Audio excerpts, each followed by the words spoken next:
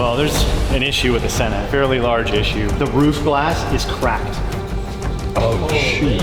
It's cracked over here and it's spidered all the way to the side. Spidered off over here.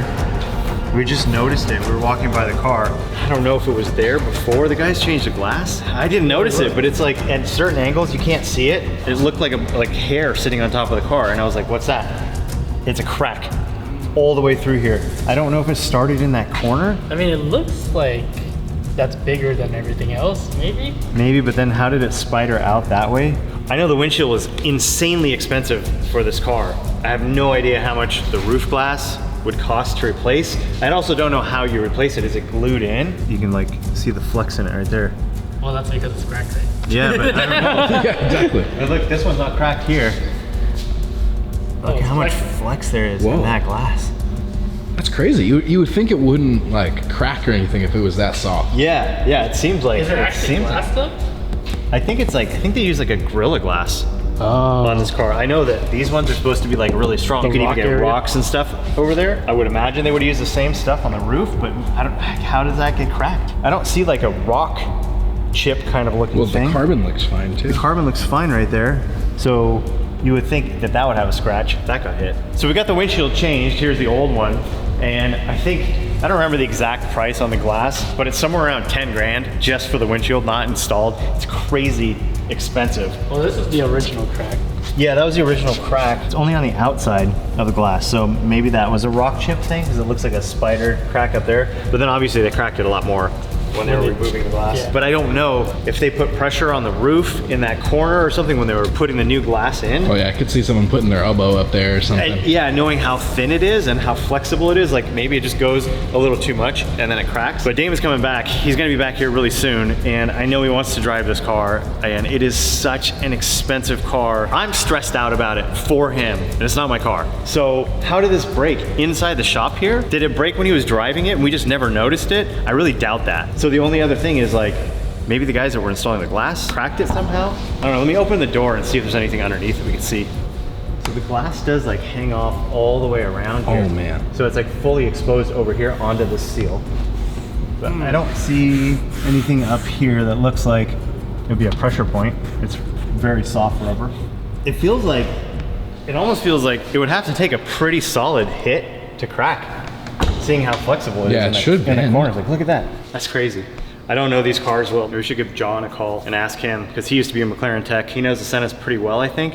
Maybe he can tell us like if that's a common issue. And also we got to find out if we can get a glass for it and how much is it going to cost, how long is it going to take to get it. Figure this out. You're fine, tailoring. John, hey, what's up, man? It's Michael Essa. Hey, Mike, it's Johnny. What's up, dude? So I had a question for you guys. Turns out that the roof glass on Damon's Senna is cracked. And I don't know anything about these cars. Like, is that a common issue? Do you know, or? Yeah, one of the things that people do instead of having to replace a roof glass $8,000 every time is they upgrade to the carbon. Okay. So do you want me to price it out for you guys? Because it's gonna have to come off. You might as well put something you know is not gonna break. Yeah, definitely. Yeah, if you could find out like the prices and the availability on that for both options, the glass one and for the carbon, because I'm sure carbon is going to be probably more, and you're going to have to do both sides.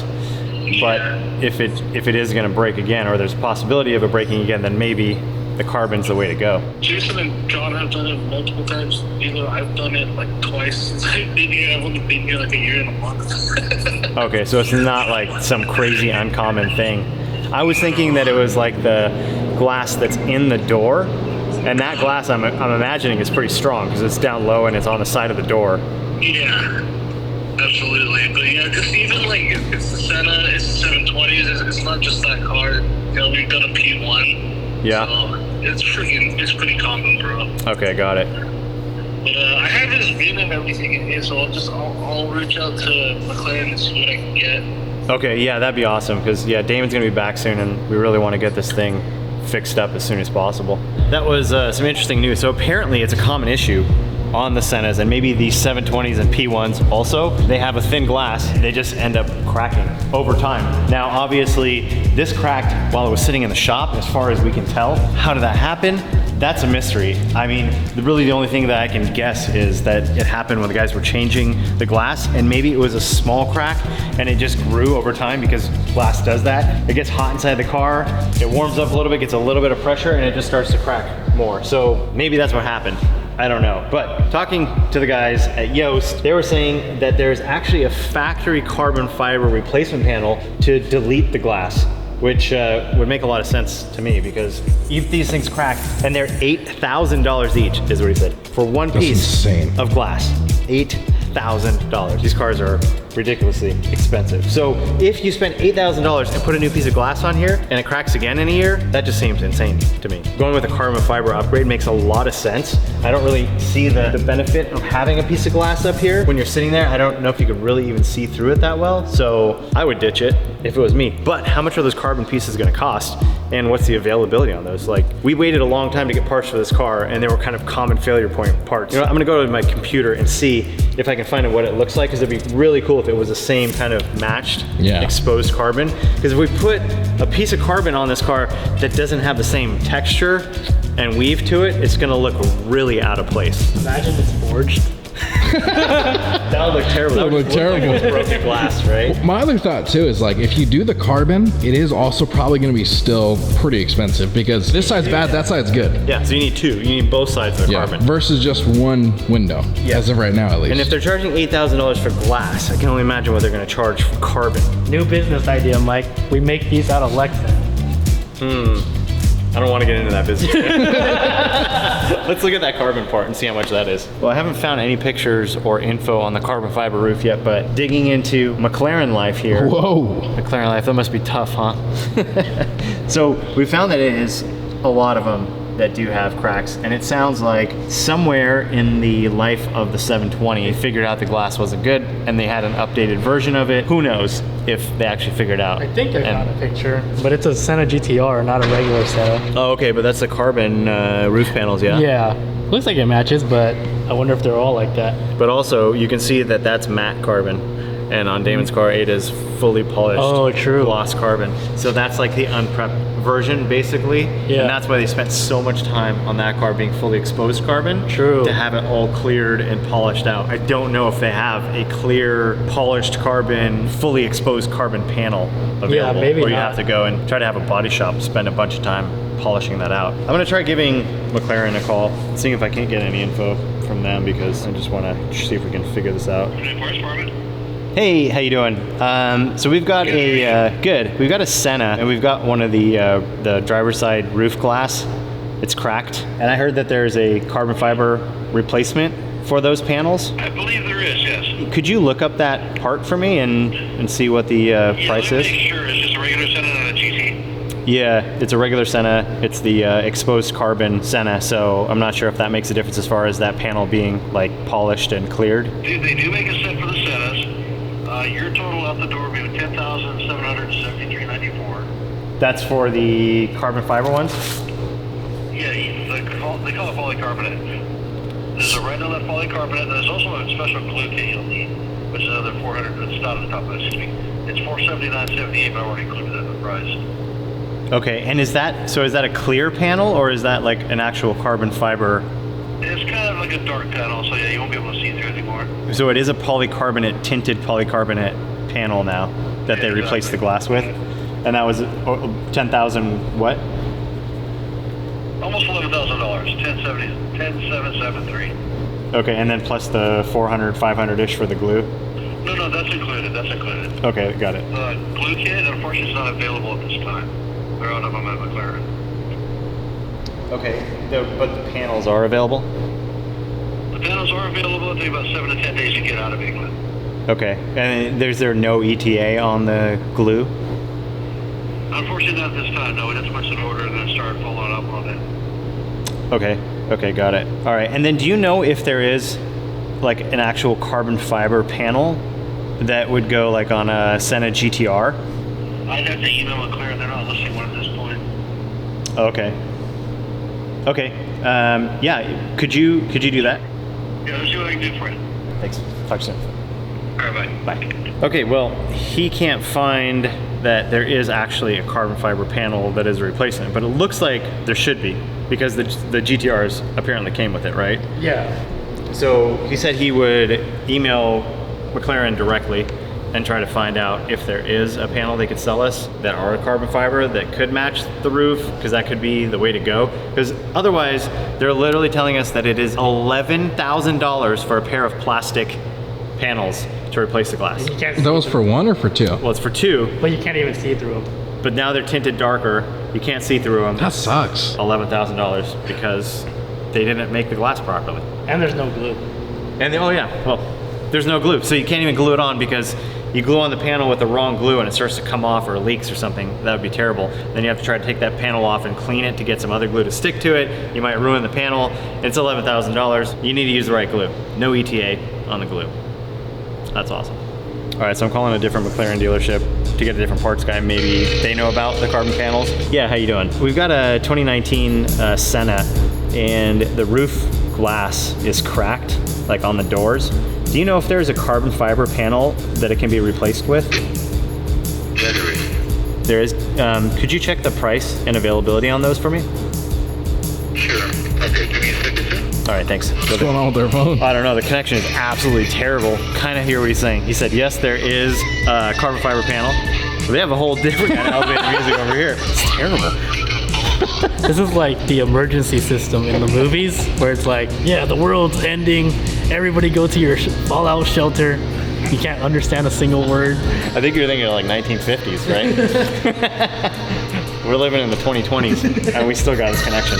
But anyway, it looks like there is a carbon replacement panel, so hopefully we can get a price. Yeah, he's like, yes, there is.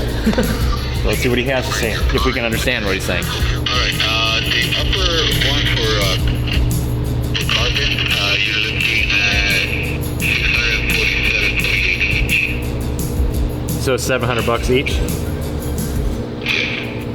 And that's the full like carbon fiber panel that replaces the glass on top of the doors? Could you email me over the diagram of that just to make sure that we're looking at the right part? Okay, perfect. Thanks, man. Appreciate it. All right, well, that was interesting. So he's got to be mixed up with a different part because he's saying it's $700 a panel. There's for no way. Carbon fiber. I mean, that'd be awesome if it's true. Sure. But I can't imagine that it's actually true because that's a pretty big panel and it's McLaren and it's a dry carbon piece that they spent a lot of time to make a mold and get pre-preg carbon and lay it out and do the whole process and put it in the autoclave. So I can't imagine that it would be less than $7,000 a panel. He's saying $700 a panel. We'll see when I get that email. But for now, we're gonna continue working on the F12 because we have a lot of stuff that we have done to it and a lot of stuff that is going to happen to it in the next, well, pretty much like 2 weeks now. We're getting close. Tim's checking the wheel bearings over there. Wheel bearings still working? Yeah. All right, so that's good news. But we've got a lot of parts that we do still need to check. We need to get the wheels on the car. We modified the steering rack mount. So this is moved. It used to be up here. And Why'd you move it? to get the geometry right.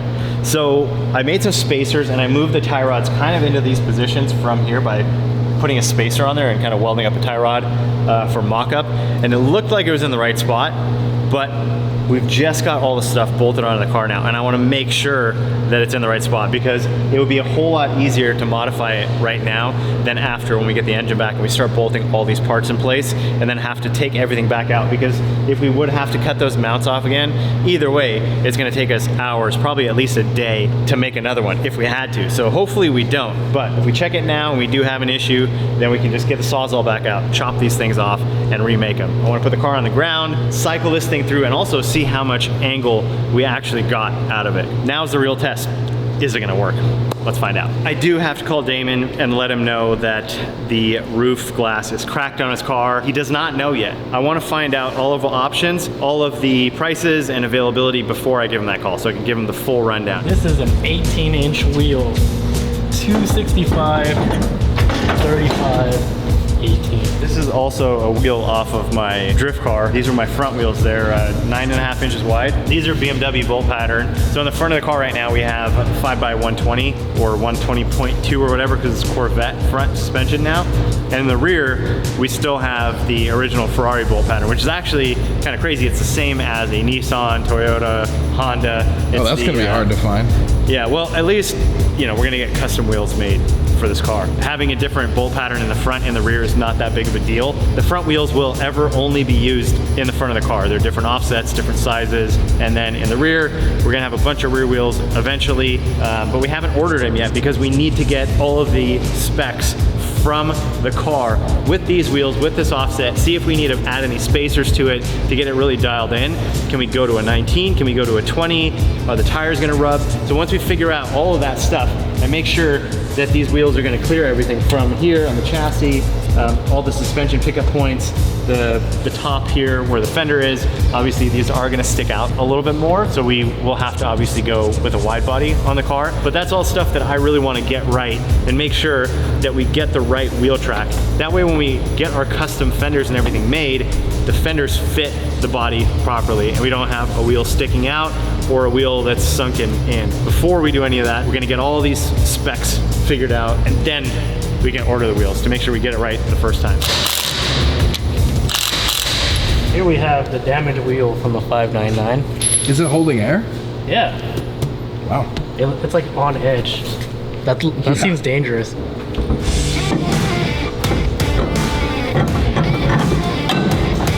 It's perfect, like it was meant to be on a Ferrari.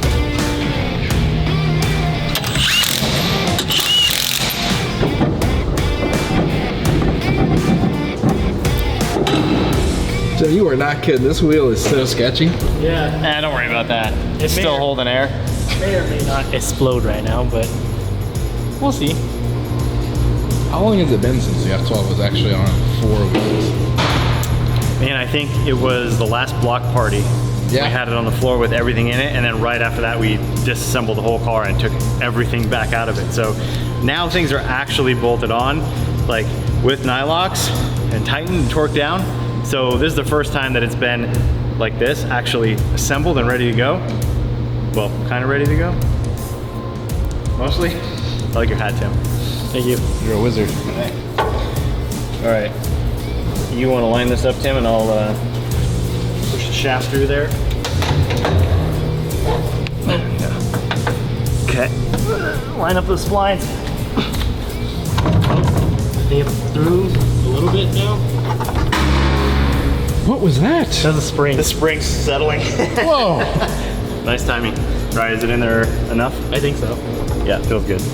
We'll grab the toe plates, which are basically just aluminum plates with little grooves cut out of them where you can put a tape measure through. It's a really quick and easy way to check the toe. So I'll grab those right now, see how it looks. Hopefully everything clears and it looks like it should. These are the toe plates. Super simple. They just go up against the wheel. Make sure they're sitting flat. Make sure they're centered up.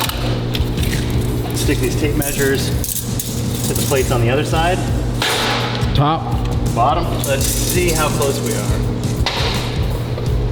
We got a little over 82 and 5/8 in the front and right at 82 and 5/8 in the rear. So it's almost zero toe.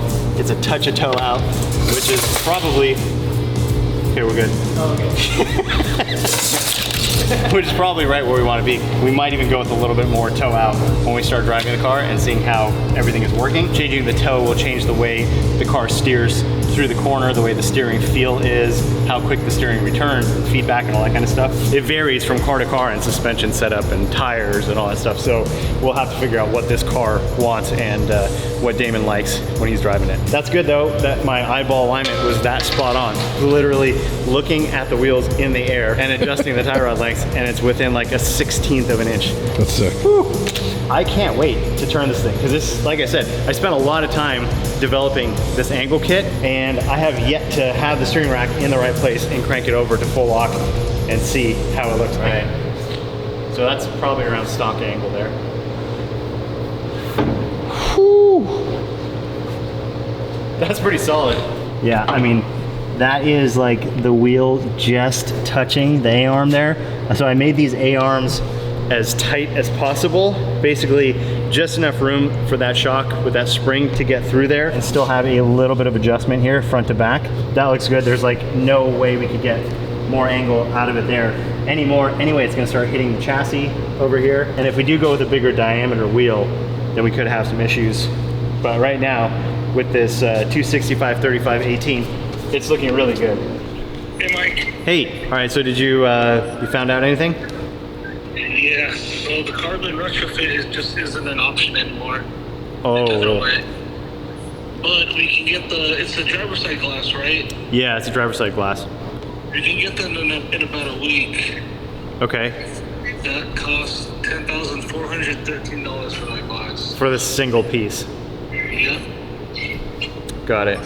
Okay, and that's basically the same material and everything that's in there right now. Exactly. But it's a by VIN number and everything. Yeah, got it. Okay, well that sounds like a terrible option, but it's an option. It's the only option right now. I was like, shit, I get to look like a Dude, that's wild. That's expensive as hell, but it's a McLaren. It's crazy. I still haven't gotten the email from the other McLaren dealer on that carbon fiber panel for $700. It's still a possibility. We'll see when that comes through what he means. In steering geometry, there's something called Ackerman. So that's the difference that the inside wheel moves compared to the outside wheel. And the whole idea with that is that, well, a stock car is gonna have a lot more Ackerman than a drift car. So as you're turning, you're making a U-turn in a parking lot or whatever you might be doing, you're going around in a circle. The circle that the inside wheel is driving on is smaller than the circle that the outside wheel is driving on because of the track width of the car, how far apart the wheels are. So as you turn and make that tighter circle, the tires should follow those two different radius circles, and that's how you get the least amount of scrub in the front end, and you don't turn the wheel. They're trying to be parallel, but then it starts to push. So on a drift car, you want it to be a lot more parallel. I don't like perfectly parallel steering. I think it feels really vague. So I do like a little bit of Ackerman, not a ton, not as much as you'd have in a factory car. The disadvantage of having a lot of Ackerman, you usually have really good steering feel and feedback, but it slows the front of the car down. So it's always scrubbing because those two tires are going in different directions as you're drifting and kind of fighting each other. So the fastest way is really close to parallel steering. This car doesn't need to be the fastest thing in drift ever, although it very well could be. Being really fast in drift is up to driver confidence. So if you're not confident and you can't stay on the throttle because the front end is feeling really weird and you're kind of backing out of it, you're not gonna be fast. You might have a setup that's slightly scrubbier and in theory shouldn't be as fast, but in driving, it's actually faster because you have a lot more commitment from the driver behind the wheel. So a lot of things that come into play when you're setting up a drift car, and this is just stage one. Right now, we're working on the brake lines and brake line routing. So I got brake lines made and got them in the car, and now we're just kind of figuring out exactly how they're gonna get fastened down. I ordered some loop clamps, so we'll put some of those loop clamps over here, put some rib nuts and fasten it all down. They're gonna go down because all the exhaust is up. So we'll get the brake lines as low as possible and away from all the heat. Hot exhaust system on the brake lines can boil your fluid, and then you wouldn't have brakes. Basically, you'd have a super spongy pedal and the car wouldn't stop. So we want to avoid that for sure. Now I've actually got a lot of the brake lines in the car. The line coming from the master cylinder, the rear master cylinder, that's gonna loop around. These will also get fastened down with some loop clamps. It's going in to the pass-through master cylinder, which means that it doesn't have a separate reservoir and it's going into that single caliper in the back. So when you push on the foot brake, the fluid travels through here and goes to the rear brakes. And then when you grab this, basically the fluid that's in here already will add more pressure to the rear brakes. Or if you're off the brakes completely, this will lock the rear brakes up. So simplifies a lot of things by not having two calipers in the rear. And you get a little bit of pedal feedback when that happens when you're on the brake and you're using the e-brake. But in a master cylinder, a double master cylinder racing pedal setup like this, it's very minimal. If you did in a stock car, you'd feel a lot more of that movement. But that's why we went with this, because it just simplifies everything and it's lightweight. I also have this line over here that's actually going to get a pressure sensor. So that will get mounted over here. So when you pull the e-brake or your foot's on the brake, we're gonna be able to data log all of that information. If you grab the e-brake, you're running through tracking, you're trying to figure out, hey, something broke, what happened? Were you on the e-brake and the clutch was out at the same time? Was the timing a little bit off? Or you can also see what the setup of the car is doing. If the driver's using a lot of e-brake, sometimes you just have too much side bite and they're really fighting the car, trying to keep it sideways. So you can really get a lot of data off of just a couple sensors, a brake pressure sensor and a clutch pressure sensor. What'd you get? So I got the $700 quote. That doesn't look like It was not 700, it was 17,000 What? each. Each? So panel, door, upper carbon fiber. Well, he's at least giving me a discount. So it's only 30 grand. I told you that speaker was pretty deep fried. Somehow we heard 7,000 out of 17,000. No, I thought he said 700. I thought he said 600 or something. And I was like, wait a minute. He must have gotten the wrong part and then figured out what we were talking about and then sent us the correct quote, because that's absolutely insane. 30 grand. That's the discount too. It said retail was 17,000 each and he's gonna sell it just for 14,000 each. So that's wild. So now I gotta call Damon and tell him. So you got a couple options. Option 1, Option 1, grand. 10 grand. Option 2, 11 grand. Glue, no ETA. Option 3, 30 grand, carbon fiber panels. Choice is yours. All right, so before I call Damon with the terrible news that there is no cheap fix for his Senna glass, I want to get an update from the guys at D-Sport. So I'm going to call Michael over there and check in on the engine, and hopefully he's got good news for me, so that way when I call Damon I can tell him, here's the good news, F12 engine's almost done, and your Senna glass is cracked. Hey, what's up? It's Mike. Just wanted to check in on the F12 engine and see how everything is looking. Everything's looking really, really good. Right now, the block all got final cleaned and everything. All of the components got measured up. All the rings were file fit to all the cylinder bores. Right now, I'm staring at it. I've got the crankshaft in, and we are about to start putting the pistons into it. It's kind of a unique engine in that you're not able to kind of close up the crankshaft and put it in like a normal Yeah, because there are no main caps. Basically, the main caps are the oil pan, like dry sump plate on the bottom of the engine, right? Exactly. Yep. Exactly. So it's a little unique there. So we're gonna be working on our back and upside downs, putting them in. But besides that, it's going together great. I mean, I'm hoping we're about 1 or 2 days here away from getting it to the point where we'll throw the heads on and get it all timed up, and hopefully before the weekend having an engine back. Yes, that's awesome news. Yeah, we're working on the chassis over here. We got all the suspension bolted up, and in the next couple days we'll be ready for that engine. Get it in here. We get the wiring guy down. He can finish up his job, and then we can get this thing running pretty quick. Yeah, I think so. I think the only problem is whatever turbos you put on are probably gonna be too small. Yeah, right. This thing's probably gonna come on like a light switch. So That's what I'm hoping for. Yeah, and I can't wait to hear this thing run. And we spent so much time on the exhaust system and obviously every component on the car. But yeah, it's gonna be, dude, I'm waiting for that moment.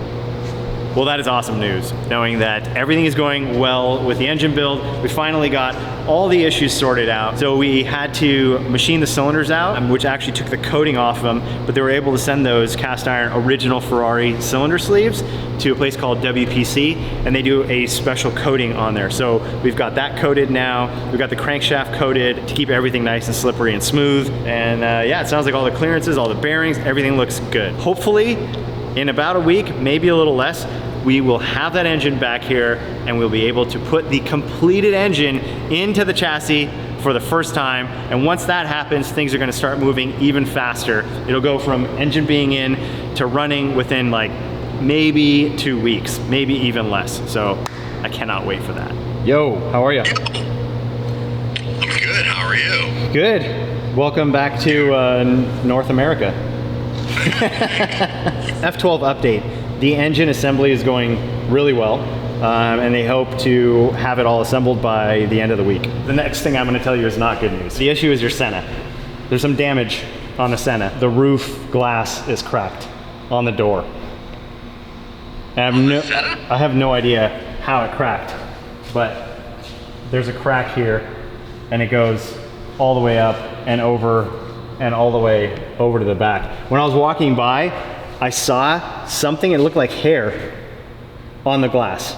And I was like, why is there hair like on the glass? And I went over and I saw that it's actually cracked, and a pretty big crack. So I don't know what happened. I don't know if it happened when the guy was installing the windshield.